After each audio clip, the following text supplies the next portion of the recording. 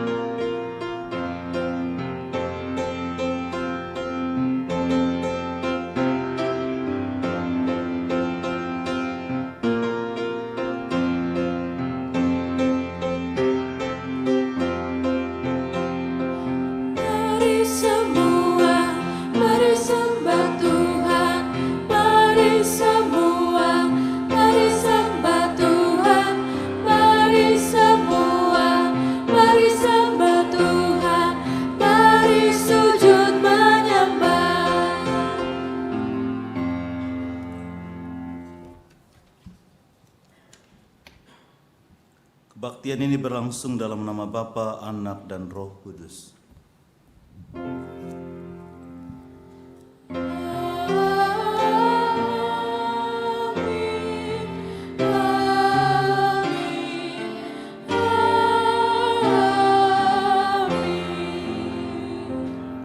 Kasih karunia dan damai sejahtera dari Allah Bapa kita dan dari Tuhan Yesus Kristus menyertai saudara sekalian. Silakan duduk kembali. Pada minggu sore ini kita akan belajar bagaimana hidup sebagai orang arif, sebagai umat yang telah ditebus dan diselamatkan. Seringkali kita menggunakan kehidupan kita dalam kehidupan yang sia-sia, sehingga kehidupan kita tidak punya makna dan arti. Kita akan belajar pada hari ini bagaimana hidup kita arif dan bijaksana. PKJ 117 ada yang tanya.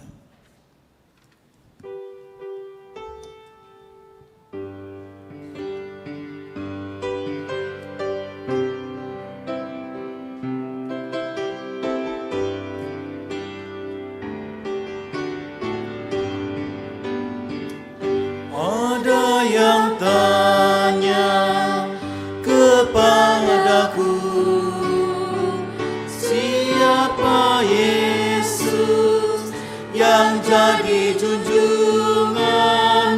Dia juru selamat dan Tuhanku, artinya ku beritahukan kepadamu.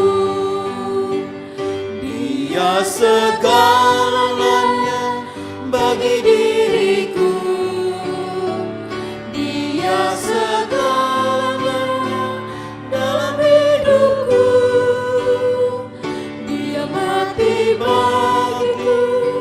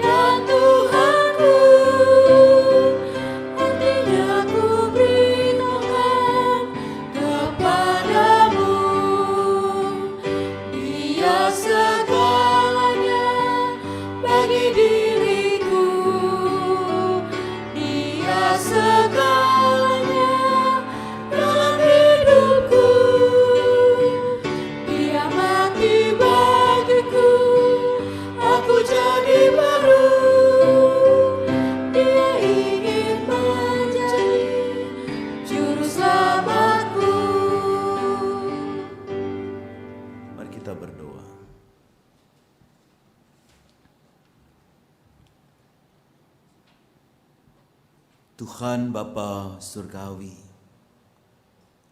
ketika ada yang bertanya kepada kami, siapa Tuhan, siapa Engkau Yesus itu? Maka kami akan menjawab, Engkau adalah junjungan kami. Engkau adalah juru selamat kami. Segalanya bagi kami. Segalanya dalam hidup kami. Dan Engkau adalah juru selamat yang telah rela mati bagi kami. Dan memandang kami berharga, mulia dan agung. Dan kami tidak akan malu mengakui Engkau sebagai junjungan kami, sebagai Tuhan dan penyelamat kami. Itu sebabnya Tuhan, kami bersyukur dan berterima kasih. Kalau Engkau rela berkorban bagi kami, memberikan diri-Mu bagi kami, menyelamatkan kami. Itu sebabnya Tuhan, kami akan setia kepadamu apapun yang kami alami dalam kehidupan ini. Itu sebabnya ampunilah kami. Ketika kami menjalani kehidupan, hari demi hari ada suka dan duka, ada tawa dan tangis, ada kesedihan dan kegembiraan, ada keberhasilan dan kegagalan.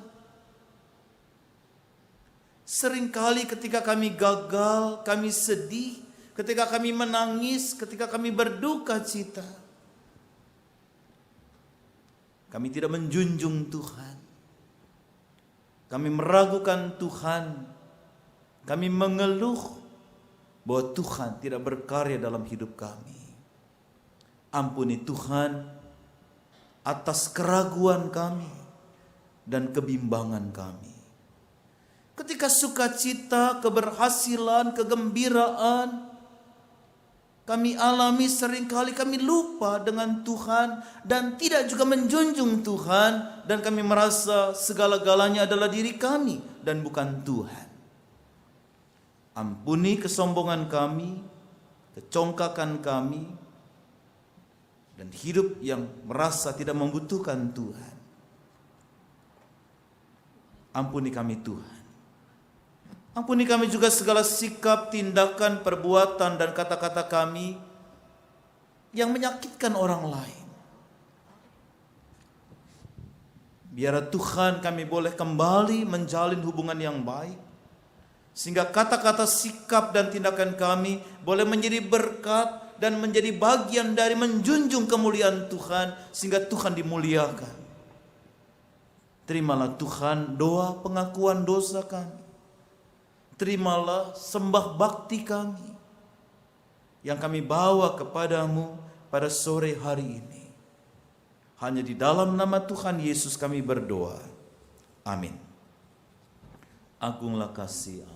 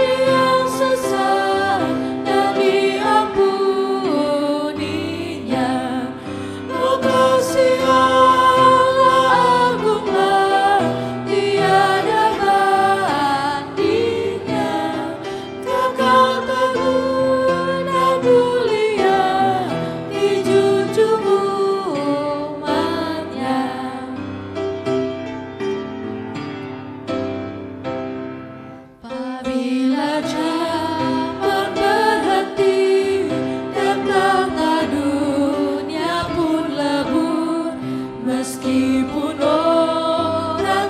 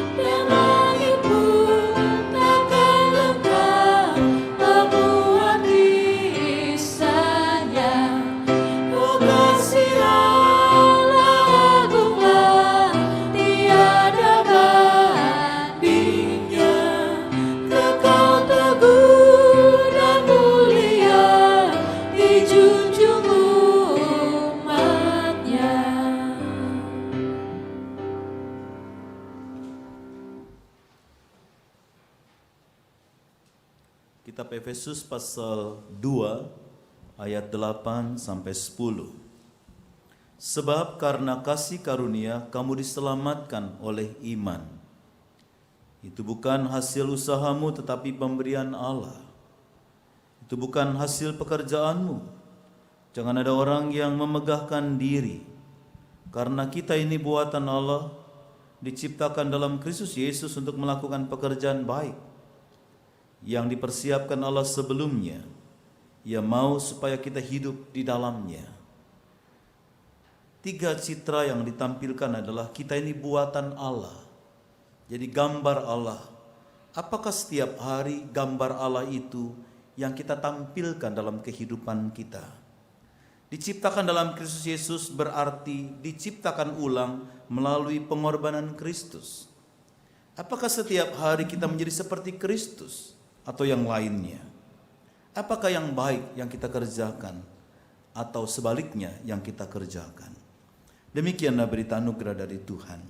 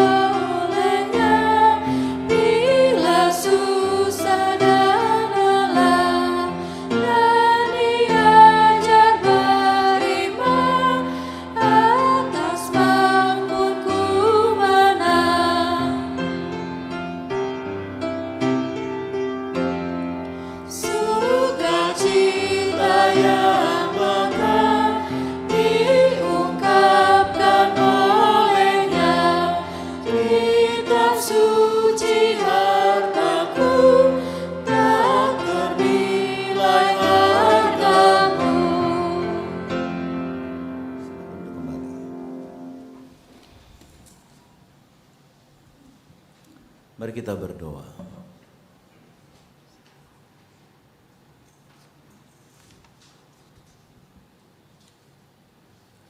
Tuhan, sebentar lagi kami akan membuka Alkitab yang membimbing kami mengenal Engkau sebagai Juru Selamat kami, yang menegur kami agar sadar bahwa kami di jalan yang salah, menghibur kami ketika kami susah dan lelah, dan semakin membuat kami beriman di dalam hidup ini. Sungguh Tuhan, kitab suci ini bernilai, berharga, membuat kami menjadi semakin hari menjadi murid-Mu yang setia dalam hidup ini. Kami sebentar akan membaca kitab suci. Tuhan menolong kami sehingga apa yang kami baca, kami dengar, boleh menjadi pandu bagi kami dan membuat kami mengerti apa yang harus kami lakukan di tengah-tengah dunia ini. Berfirman-Lah Tuhan kepada kami sedia mendengarkan firman-Mu. Amin.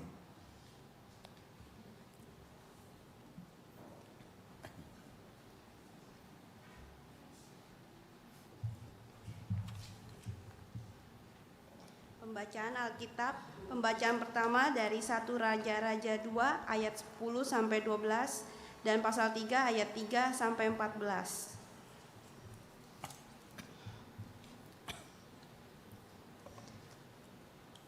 Kemudian Daud mendapatkan perhentian bersama-sama nenek moyangnya dan ia dikuburkan di kota Daud. Dan Daud memerintah orang Israel selama 40 tahun. Di Hebron ia memerintah 7 tahun dan di Yerusalem ia memerintah 33 tahun. Salomo duduk di atas tahta Daud ayahnya dan kerajaannya sangat kokoh. Pembacaan kedua dari 1 Raja-Raja 3 ayat 3 sampai 14.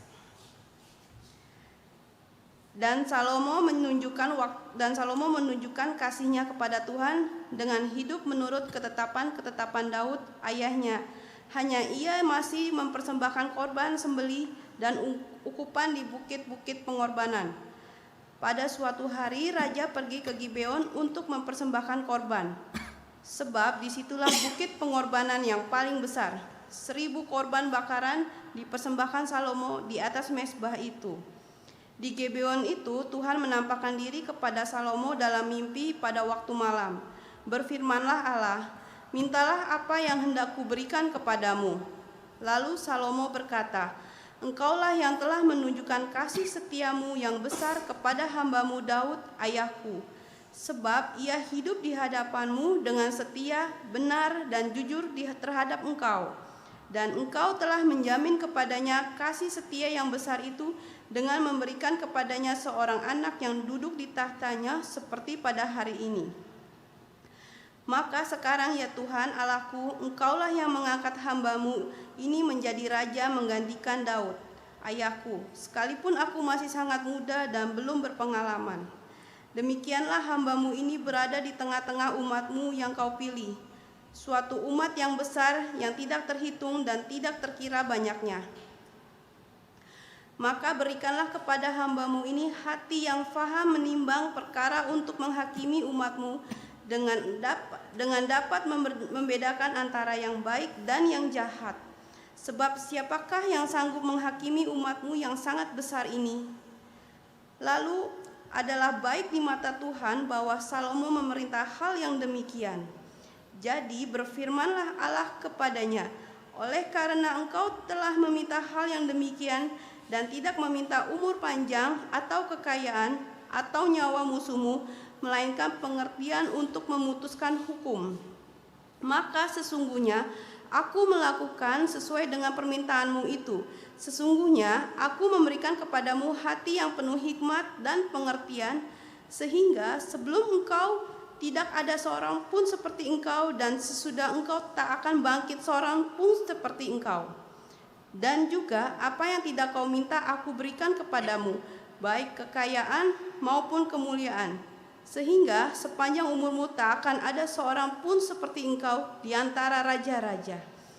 Dan jika engkau hidup menurut jalan yang kutunjukkan dan tetap mengikuti segala ketetapan dan perintahku sama seperti ayahmu Daud, maka aku akan memperpanjang umurmu. Demikianlah firman Allah.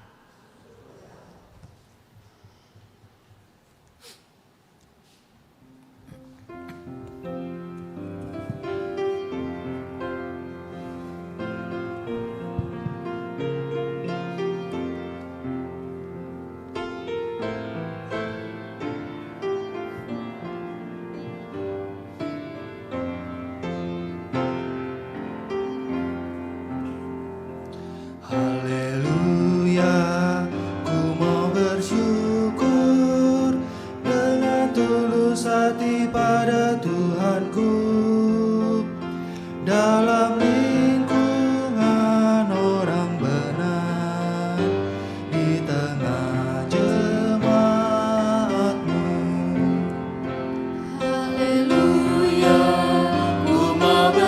bersyukur dengan tulus hati pada Tuhanku. Dalam lingkungan orang benar, di tengah jemaat-Mu. Besar segala perbuatan-Mu ya Tuhan, layak selalu diselidiki umat-Mu. Agung semerak pekerjaan-Mu, oh Tuhan, dan keadilan-Mu tetap selamanya. Haleluya, ku mau bersyukur dengan tulus hati pada Tuhanku. Dalam lingkungan orang benar, di tengah jemaat-Mu. Karya ajaibnya dijadikan peringatan, sungguh pengasih dan penyayang Tuhan itu. Dilimpahkannya rejeki bagi umat-Nya, karena Dia ingat perjanjian kekalnya.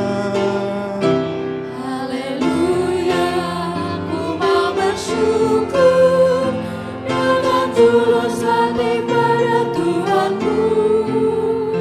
Dalam lingkungan orang benar, di tengah jemaat-Mu. Dia tunjukkan kuasa kepada umat-Nya dengan memberikan tanah milik bangsa-bangsa, dan perbuatan tangannya benar dan adil. Segala titanya teguh selamanya. Haleluya, ku mau bersyukur dengan tulus hati pada Tuhanku. Dalam lingkungan orang benar, di tengah jemaat-Mu. Dikirimkannya kebebasan bagi umat, perjanjiannya tetap untuk selamanya. Takut kepada Tuhan awal dari hikmat, berakal budilah yang melakukannya. Haleluya, ku mau bersyukur dengan tulus hati pada Tuhanku. Dalam lingkungan orang benar, di tengah jemaat-Mu.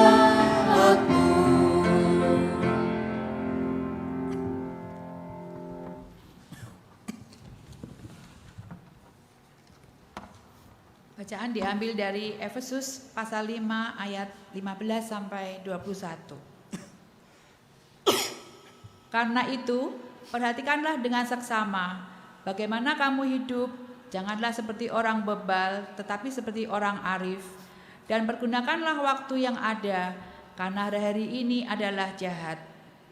Sebab itu, janganlah kamu bodoh, tetapi usahakanlah supaya kamu mengerti kehendak Tuhan. Dan janganlah kamu mabuk oleh anggur, karena anggur menimbulkan hawa nafsu. Tetapi hendaklah kamu penuh dengan roh, dan berkata-katalah seorang kepada yang lain dalam mazmur, kidung puji-pujian dan nyanyian rohani. Bernyanyi dan bersoraklah bagi Tuhan dengan segenap hati. Ucaplah syukur senantiasa atas segala sesuatu dalam nama Tuhan kita Yesus Kristus kepada Allah dan Bapa kita. Dan rendahkanlah dirimu seorang kepada yang lain di dalam takut akan Kristus. Demikianlah firman Allah. Bacaan diambil dari Injil Yohanes pasal 6 ayat 51 sampai 58. Akulah roti hidup yang telah turun dari surga. Jikalau seorang makan dari roti ini, ia akan hidup selama-lamanya. Dan roti yang ku berikan itu ialah dagingku yang akan ku berikan untuk hidup dunia. Orang-orang Yahudi bertengkar antara sesama mereka dan berkata, bagaimana ia ini dapat memberikan dagingnya kepada kita untuk dimakan. Maka kata Yesus kepada mereka, aku berkata kepadamu sesungguhnya, jikalau kamu tidak makan daging anak manusia dan minum darahnya, kamu tidak mempunyai hidup di dalam dirimu. Barang siapa makan dagingku dan minum darahku, ia mempunyai hidup yang kekal, dan aku akan membangkitkan dia pada akhir zaman. Sebab dagingku adalah benar-benar makanan, dan darahku adalah benar-benar minuman. Barang siapa makan dagingku dan minum darahku, ia tinggal di dalam aku dan aku di dalam dia. Sama seperti Bapa yang hidup mengutus aku, dan aku hidup oleh Bapa, demikian juga barang siapa yang memakan aku akan hidup oleh aku. Inilah roti yang telah turun dari surga, bukan roti seperti yang dimakan nenek moyangmu, dan mereka telah mati. Barang siapa makan roti ini, ia akan hidup selama-lamanya. Demikianlah Injil Yesus Kristus. Yang berbahagia adalah kita yang mendengarkan firman Allah dan yang memeliharanya. Haleluya.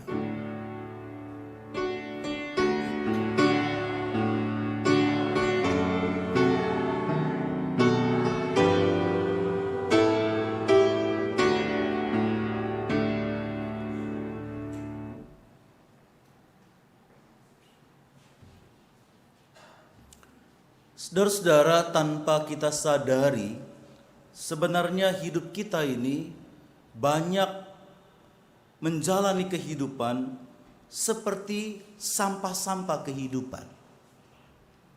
Jadi banyak dalam kehidupan kita, tanpa kita sadari, sampah-sampah hidup itu banyak sekali. Yang akhirnya kita terus mencari sampah-sampah itu. Jadi banyak sampah yang kita cari, yang kita lakukan, dan menjadi kebiasaan-kebiasaan kita. Dan menghabiskan banyak sekali waktu hidup kita. Sehingga kehampaan seringkali terjadi dalam hidup kita. Dan sampah-sampah itu tanpa sadar juga menjauhkan diri kita dari Tuhan. Kita menjadi sok tahu, tidak menerima saran dengan baik, sehingga semua tindakan kita hanya dalam pikiran dan keinginan kita dan bisa mengakibatkan kepada kehancuran kita. Coba kita lihat seperti apa sih sampah-sampah kita dalam sebuah video kecil ini.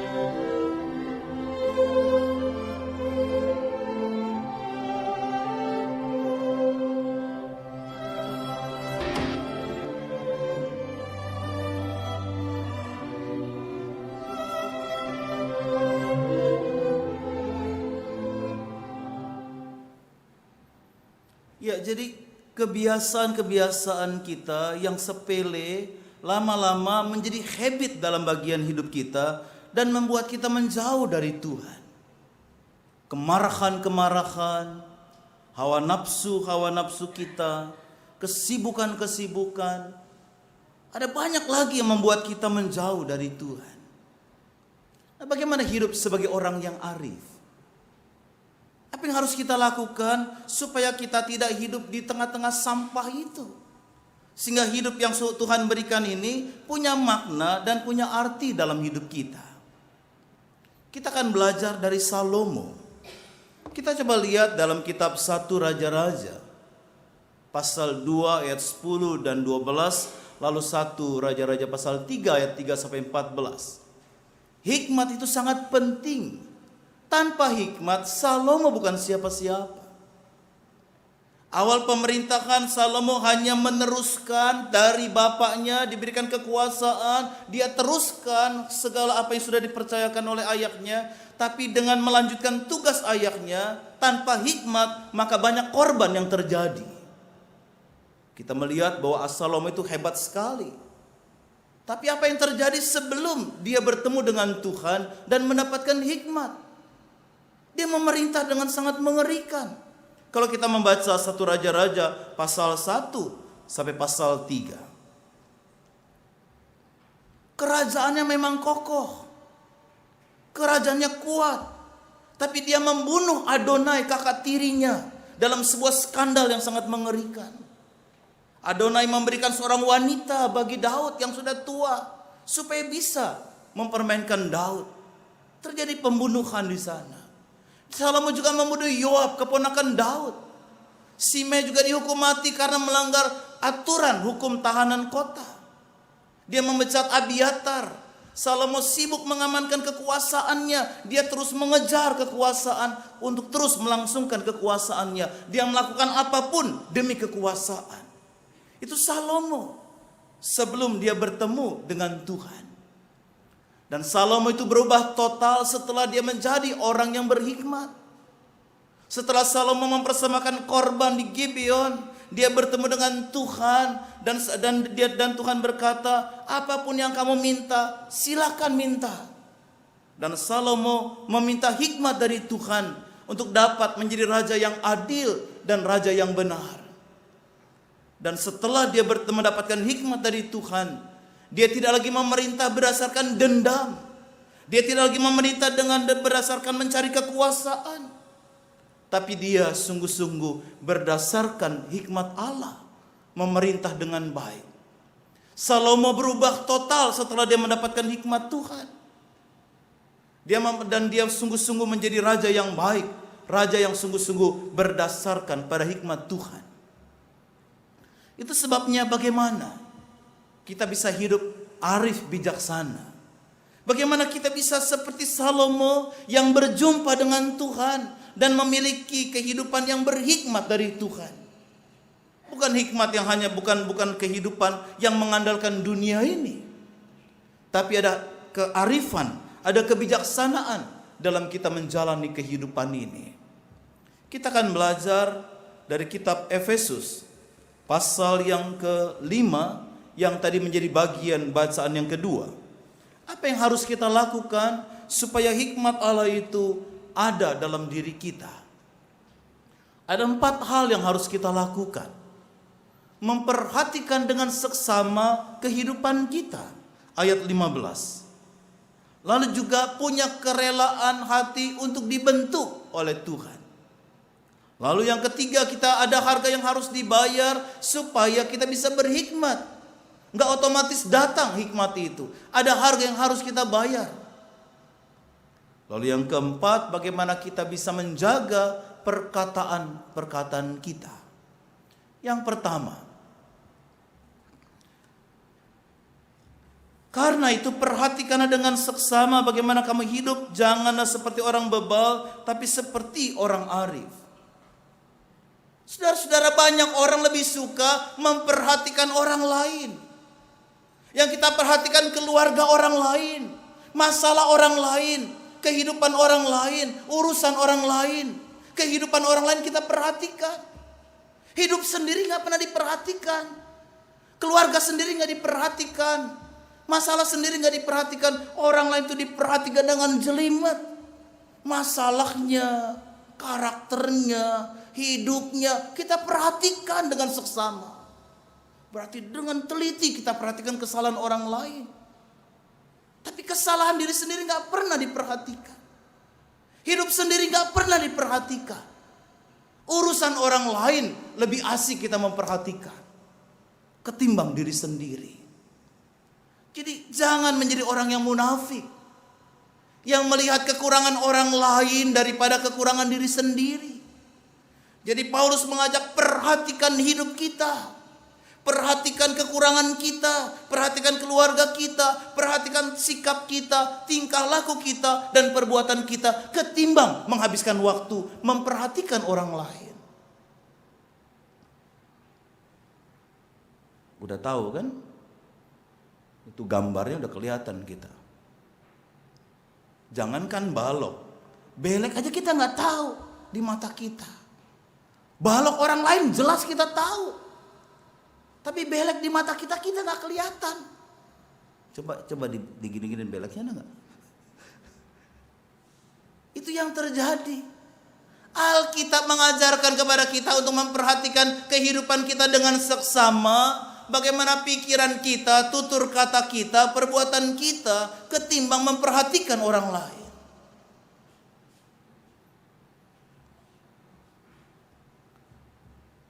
Perhatikan dengan seksama. Kemudian Paulus katakan, dengan memperhatikan hidup seksama dalam arti apa? Mempergunakan waktu yang ada.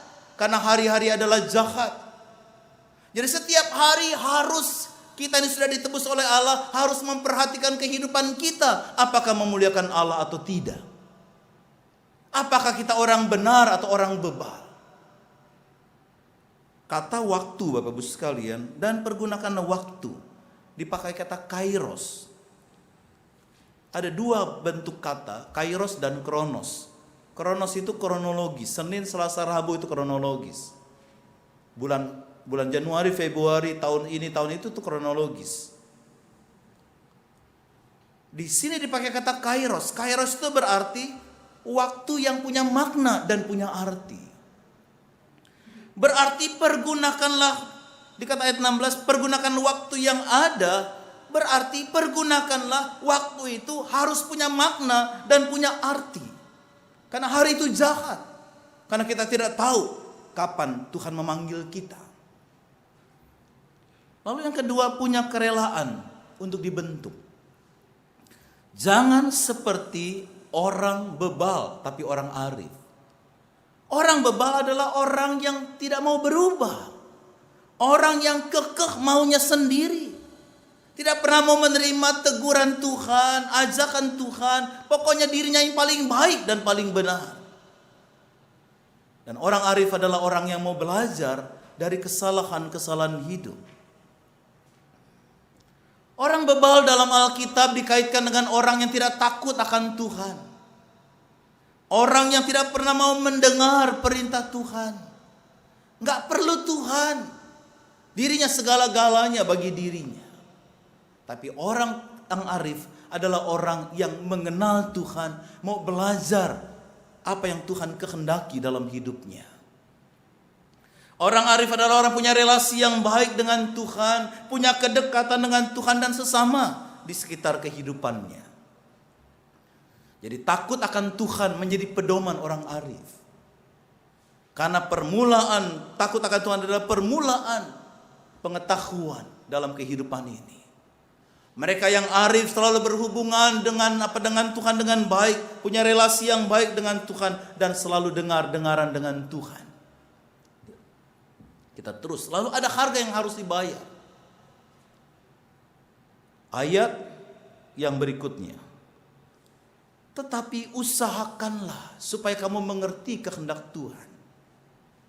Ayat yang ke-17. Sebab itu janganlah kamu bodoh, tapi usahakanlah supaya kamu mengerti kehendak Tuhan. Supaya kita bisa memperhatikan hidup kita dengan baik, supaya kita bisa dibentuk dengan baik, maka harus sungguh-sungguh kita berusaha dengan sungguh-sungguh. Ada usaha yang harus kita lakukan untuk belajar kehendak Tuhan. Ada upaya yang dengan sengaja kita lakukan, melakukan kehendak Tuhan. Dan bukan menjadi orang bodoh yang tahu tapi tidak melakukan kehendak Tuhan. Bahkan semakin kekeh dengan pendapatnya dan dengan kehidupannya. Jadi kita harus sungguh-sungguh, ada usaha yang terus menerus, ada semangat yang keras menjadi pelaku firman Tuhan. Itu yang harus kita lakukan.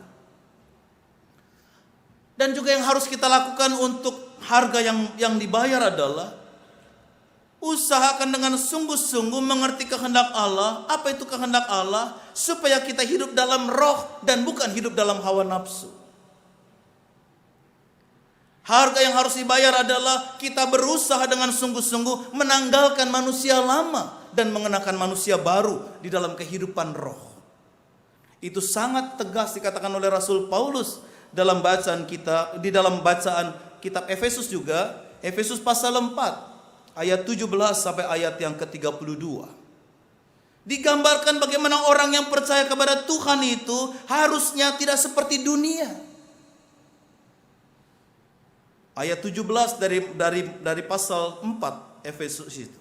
Sebab itu kukatakan dan kutegaskan ini kepadamu di dalam Tuhan, jangan hidup lagi sama seperti orang-orang yang tidak mengenal Allah, dengan pikiran yang sia-sia dan pengertian yang gelap, jauh dari hidup persekutuan dengan Allah, karena kebodohan yang ada dalam mereka dan karena kedegilan hati mereka. Jadi harga yang harus dibayar adalah kita jangan hidup seperti orang yang tidak kenal Tuhan, padahal kita sudah diselamatkan oleh Tuhan. Kita tidak pernah menjadi orang yang berhikmat karena kita menjauh dari Tuhan dan hidup seperti orang tidak kenal Tuhan.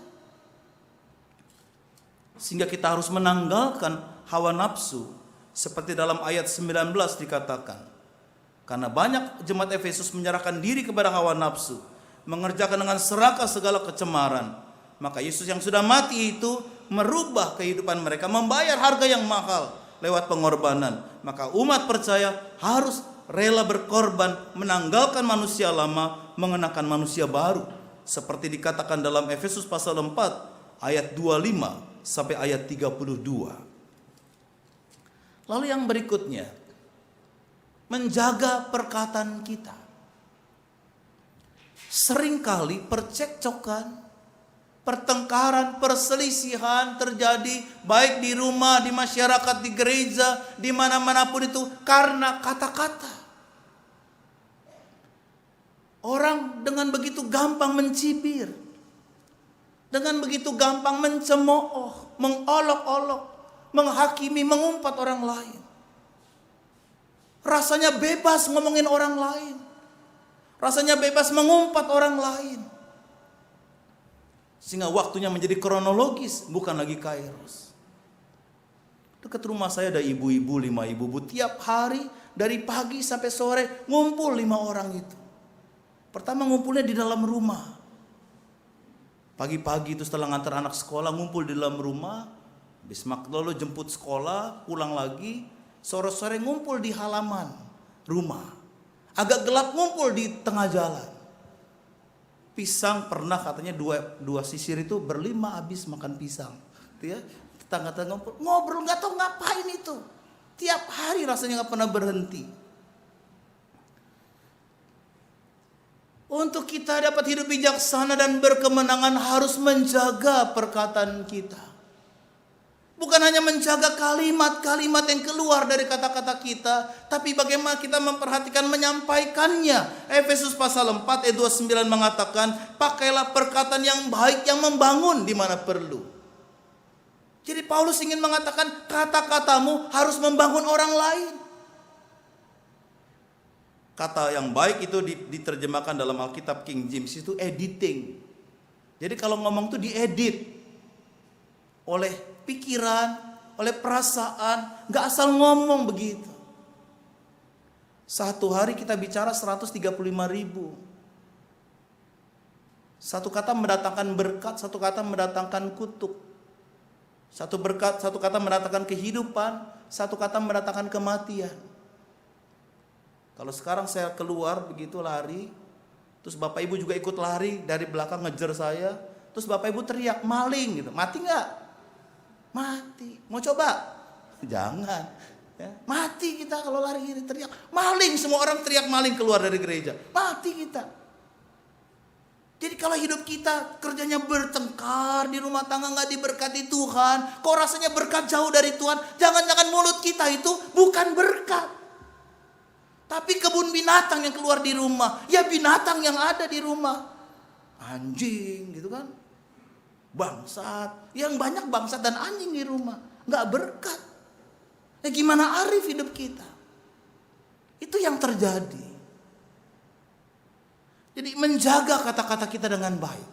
Lalu yang kedua, jadi yang menjadi arif kita belajar dari Efesus, ada hal yang harus kita lakukan. Selain arif dengan kita hidup dengan seksama, memperhatikan hidup kita sungguh-sungguh mau dibentuk oleh Tuhan menjadi orang yang arif bijaksana, lalu rela berkorban, lalu menjaga kata dan tindakan kita, maka semuanya itu tidak bisa terjadi kalau kita tidak percaya kepada Yesus Kristus, Sang Roti Hidup. Yohanes pasal 6 ayat yang ke-51 sampai 58 menegaskan bagaimana orang-orang yang mencari dan menemukan Yesus menjadi hidup dan memberi hidup. Setiap orang mencari Tuhan itu akan menikmati roti hidup, dan ketika roti hidup itu tinggal di dalamnya akan memberikan kehidupan juga buat orang lain. Kalau kita memperhatikan Yohanes pasal 6 ayat 25 sampai 58, Yesus memperkenalkan dirinya sebagai roti kehidupan, yaitu makanan yang memberikan hidup. Bukan saja bagaimana mengenal Dia, melainkan bagaimana menerima Dia. Jadi makan roti itu berarti menerima Dia dengan sungguh-sungguh, tanpa keraguan, tanpa kebimbangan. Dan reaksi orang percaya, orang-orang Farisi kita baca menolak itu. Apakah kita lebih condong mengikuti cara berpikir mereka yang membuat mereka tidak memahami Yesus, atau lebih terbuka kepada ajakan Yesus yang mengalami perubahan hidup? Kita seringkali seperti orang Yahudi tadi. Jadi Yesus mengkontraskan bagi dalam konteks mana. Yang makan roti mana itu mati. Karena apa? Mana itu menyangkut hal-hal jasmani yang diberikan setiap hari kepada bangsa Israel oleh Tuhan, dan harus habis hari itu, dan kalau disimpan menjadi busuk. Yang ngambil banyak tidak berkelebihan, yang mengambil kurang tidak berkekurangan, yang nyimpen banyak itu malah busuk. Karena mana itu adalah jasmani, mengejar hal-hal yang jasmani, tapi Yesus adalah roti kehidupan yang membawa kepada kekekalan. Makan daging dan minumnya itu berarti kita diajak percaya kepadanya dengan kesungguhan, tanpa keraguan dan tanpa kebimbangan. Apakah saudara-saudara beranggapan bahwa Yesus lebih penting dari semua berkat jasmani? Apakah saudara lebih mengutamakan Yesus daripada uang, daripada pekerjaan, makanan, kesenangan duniawi dan sebagainya? Atau sebaliknya saudara seringkali menyingkirkan Yesus demi uang, demi pekerjaan, demi kehidupan, demi televisi, demi segala-galanya tadi yang adalah sampah. Benarkah kita serius ikut Yesus?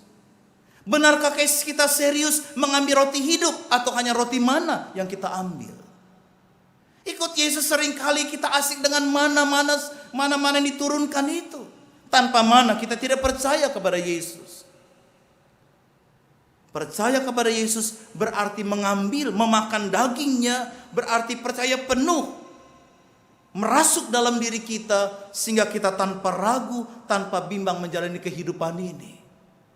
Tidak menoleh ke belakang, terus maju. Kita itu seringkali hanya menjadi orang Kristen dan belum menjadi murid Tuhan. Apa bedanya? Orang Kristen itu hari Minggu ke gereja, kalau makan dia berdoa, ke gereja dia bawa Alkitab, itu orang Kristen. Kalau murid itu berarti matetes, berjalan di belakang sang guru.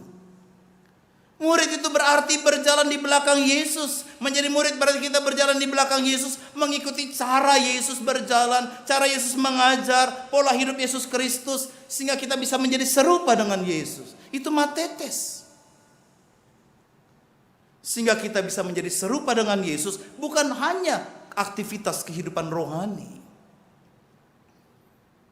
Tanpa komitmen yang kuat, alangkah mudahnya kita meninggalkan Tuhan hanya karena uang, makanan, atau segala sesuatu yang duniawi yang mana tadi. Kami tahun ini bulan keluarga, jemaat diminta mengumpulkan uang. Jadi keluarga yang beribadah dan bersaksi, temanya bulan pekan keluarga di jemaat kami. Hanya kegiatan hanya 2, malam puji dan doa ala NTT. Lalu kebaktian Padang. Jadi jemaat diajak ngumpulin duit, dan uang yang akan dipakai itu untuk melakukan pelayanan di NTT selama 2 tahun. Karena dengan Indomie 1 dus, saudara-saudara kita itu pindah agama. Itu terjadi sekarang di sana. Dengan gizi yang buruk, kelaparan dan sebagainya. Nah, jadi tanpa komitmen yang kuat, dengan gampang kita menyingkirkan Tuhan dalam hidup kita. Tanpa komitmen yang kuat, maka hanya akan tercetak orang-orang Kristen yang berkualitas palsu dalam hidup ini, bukan asli. Tuhan Yesus memberikan 100% hidupnya buat kita. Maka kita harus juga memberikan 100% kehidupan kita kepada Dia. Kita mau menjadi murid yang sejati dalam hidup ini.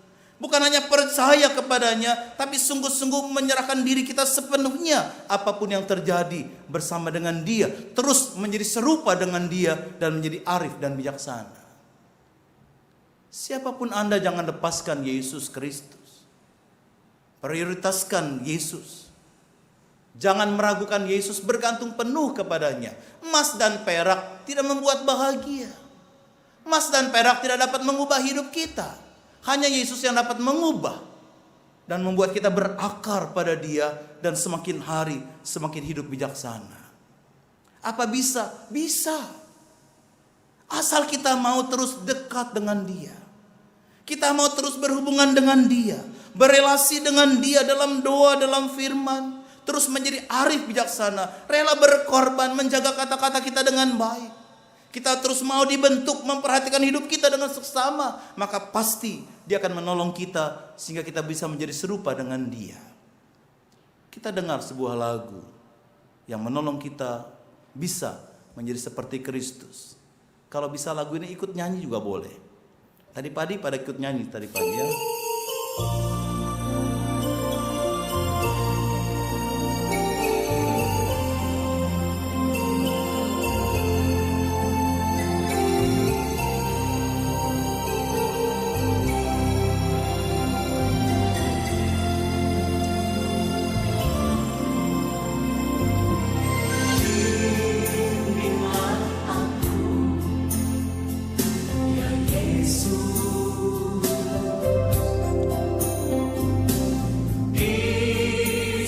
Nggak apa-apa, jangan malu-malu, jangan dalam hati saja kan, jadi dalam hati nyanyinya, nggak apa-apa ikut nyanyi ya.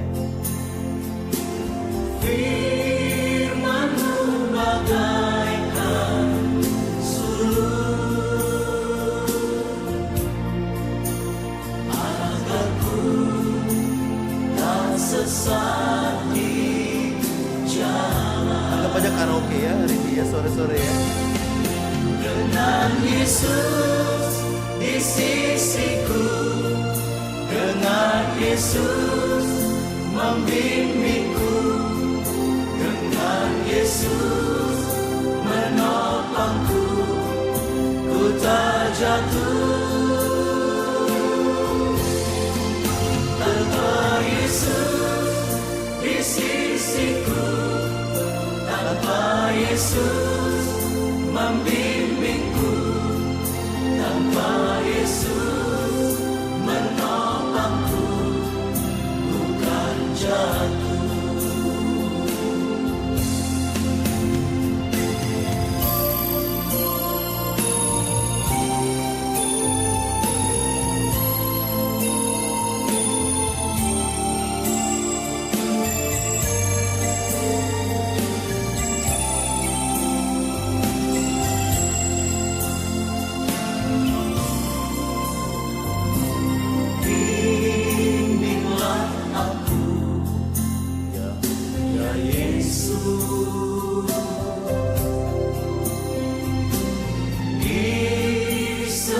sepanjang jalan hidupku.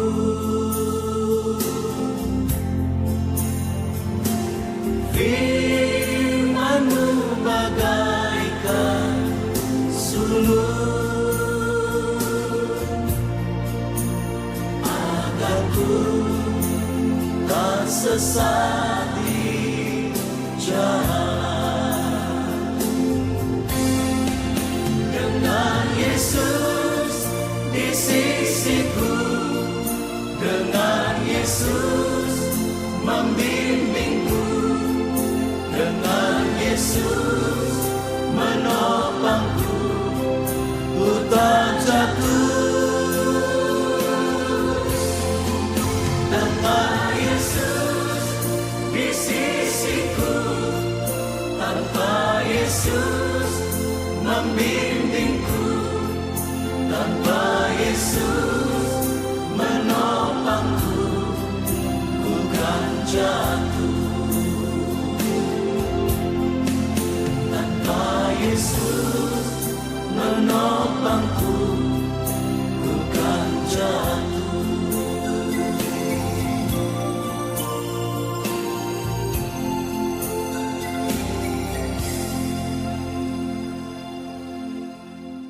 Tuhan membimbing kita menjadi orang yang arif bijaksana.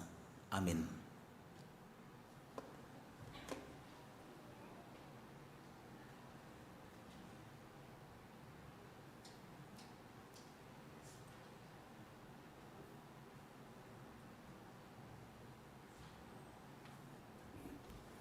Jemaat diundang untuk bangkit berdiri.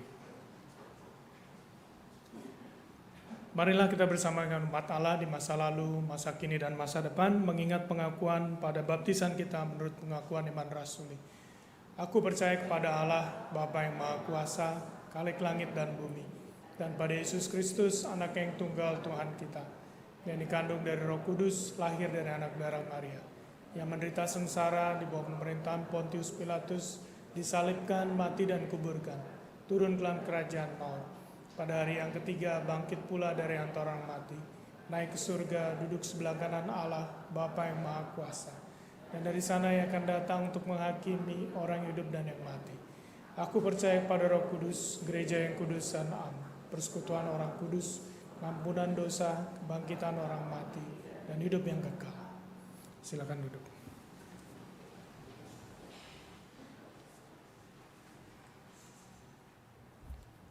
Mari kita berdoa. Tuhan, tolong kami agar kami hidup arif dan bijaksana. Itu sebabnya Tuhan, kami ingin terus dekat dengan Tuhan, punya relasi yang baik dengan Tuhan, memperhatikan hidup kami dengan seksama, bukan memperhatikan hidup orang lain. Kami ingin Tuhan bentuk kami menjadi anak-anak Tuhan yang arif dan bijaksana, bukan menjadi orang yang bebal dan bodoh. Kami rela berkorban, menanggalkan manusia lama dan mengenakan manusia baru. Kami akan menjaga mulut kami, supaya kata-kata yang keluar dari mulut kami adalah kata-kata yang membangun, yang mendatangkan berkat. Dan kami tidak akan pernah meragukan Tuhan sebagai Tuhan yang menyelamatkan kami, dan kami ingin sehari demi hari menjadi serupa dengan Tuhan, dan kami boleh punya komitmen yang tinggi terhadap Tuhan dengan apapun yang kami hadapi dan kami alami. Tuhan, kami bersyukur untuk bangsa dan negara kami. Berkati pimpinan bangsa kami agar mereka dapat sungguh-sungguh memperhatikan kepentingan rakyat ketimbang mementingkan diri mereka sendiri. Mereka sungguh-sungguh dapat terjun di tengah-tengah penderitaan dan kemiskinan yang masih banyak di tengah-tengah kehidupan bangsa dan negara kami. Ajar kami mensyukuri hidup kami dan belajar berbagi untuk saudara-saudara kami yang hidup di dalam penderitaan itu. Kami berdoa buat gerejamu di tempat ini, berkati gerejamu. Kau memberkati majelis jemaat, para pendeta dan para penatua, aktivis jemaat, simpatisan, untuk juga terus-menerus makin hari bertumbuh melakukan yang baik dan terus berjalan dalam terang kasih Tuhan, saling menopang dan saling menguatkan sebagai anggota tubuh Kristus dengan Tuhan Sang Kepala Gereja. Kami bersyukur untuk pekerjaan kami, untuk usaha kami, sekolah dan kuliah, dan rumah tangga kami. Berikan kepada kehidupan kami ketekunan, kerajinan, semangat dalam bekerja, berusaha, dan berkarya. Dan juga biarlah kasih Kristus terus-menerus berkuasa di tengah-tengah keluarga dan hidup kami, agar keajaiban-keajaiban terjadi dalam kehidupan kami. Sebentar kami akan pulang kembali dalam kehidupan kami. Kiranya kasih Tuhan tidak meninggalkan kami. Kasih Tuhan terus menopang kami. Hanya di dalam nama Tuhan Yesus Kristus yang mengajar doa Bapa kami nyanyikan nyanyian doa Bapa kami.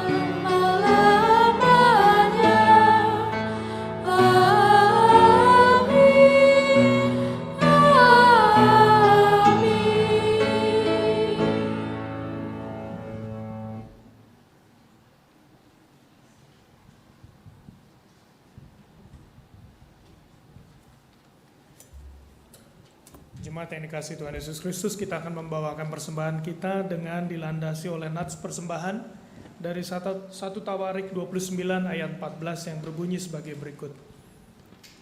Sebab siapakah aku ini dan siapakah bangsaku, sehingga kami mampu memberikan persembahan sukarela seperti ini. Sebab daripadamulah segala-galanya dan dari tanganmu sendirilah persembahan yang kami berikan kepadamu. Pujian persembahan dari tabuh gendang.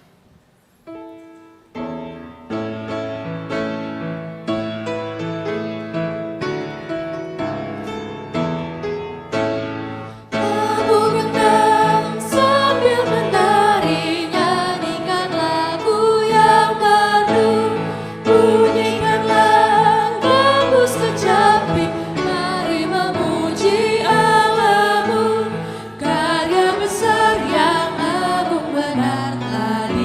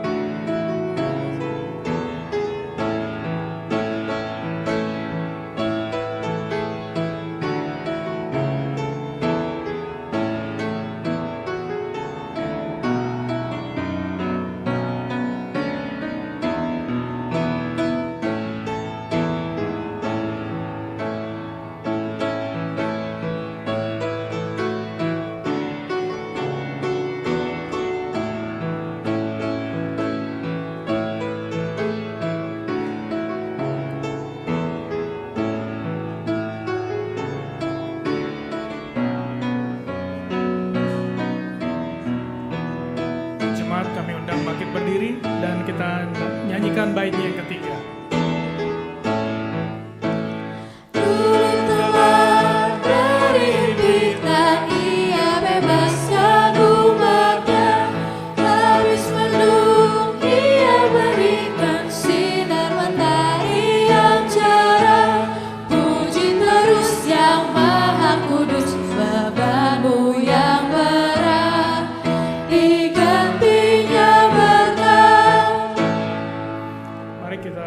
Kepala untuk doa persembahan kita.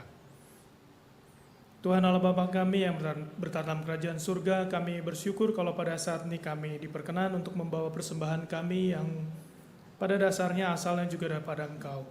Kami ingin persembahan ini juga boleh Engkau pakai dan Engkau kuduskan untuk menjadi bagian dari pekerjaan tangan Tuhan di tengah jemaat ini, maupun dimanapun Engkau akan berkarya melalui jemaat di tempat ini. Tuhan mau menolong juga setiap tangan yang akan mengelolanya agar mereka boleh bertanggung jawab mengelolanya dengan baik.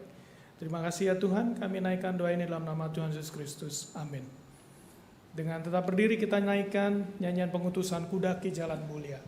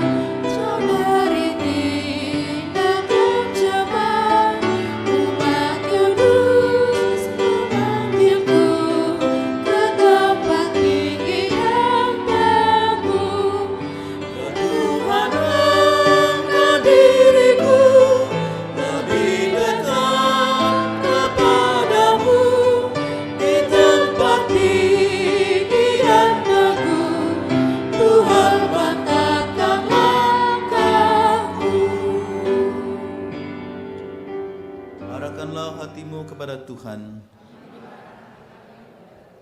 Jadilah saksi Kristus. Terpujilah Tuhan. Pergilah dengan sejahtera dan terimalah berkat Tuhan. Tuhan memberkati engkau dan melindungi engkau. Tuhan menyinari engkau dengan wajah-Nya dan memberi engkau kasih karunia. Tuhan menghadapkan wajah-Nya kepadamu dan memberi engkau damai sejahtera dalam setiap detik perjuangan hidupmu, kekal sampai selama-lamanya.